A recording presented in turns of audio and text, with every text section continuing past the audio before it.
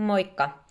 Olen Heli Jolkkonen ja opiskelen Karelian ammattikorkeakoulussa vastuullista kehittämistä ja johtamista ja samalla myös opiskelen palliatiivisen hoidon kliiniseksi asiantuntijaksi. Olen pohjakoulutukseltani sairaanhoitaja, terveydenhoitaja ja ensihoitaja sekä käynyt lähiesimiestyön ammattitutkinnon.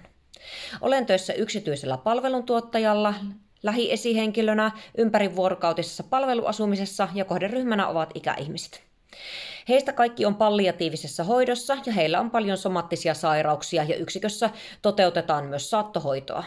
Olen tehnyt töitä ikäihmisten parissa noin 15 vuotta sairaanhoitajana ja koen, että minulla on hyvä tietotaitopohja jatkaa ja kehittyä palliatiivisen hoidon asiantuntijaksi ja tällöin pätevyys jalkauttaa tietoa ja osaamista laadukkaammin ja laaja-alaisemmin käytäntöön.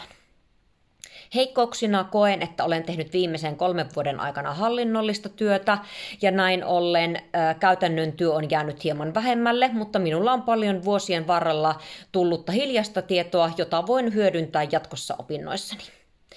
Koen opiskelun mahdollisuutena ja rikkautena tulevaa työuraani ajatellen, koska väestö vanhenee ja ihmiset elävät kauemmin, joten hyvä aktiivinen kokonaisvaltainen hoito elämän loppuvaiheessa on tärkeää ja elämänlaadun tulee olla hyvä ja laadukasta elämän loppuvaiheeseen saakka. Minulla on mahdollisuus kehittää eettistä osaamista entistä enemmän ja eettisten asioiden pohtiminen on mielenkiintoista. Haasteena koen tutkimustiedon etsimisen ja hyödyntämisen, koska opiskelu on muuttunut paljon viime vuosien aikana.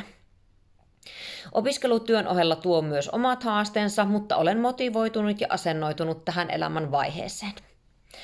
Tästä on hyvä lähteä rakentamaan omaa kehittymistä palliatiivisen hoidon asiantuntijaksi. Haluan kehittää omaa osaamistani ja vastata mahdollisiin tuleviin työpaikan tarpeisiin palliatiivisen hoidon osalta. Nähdään opinnoissa.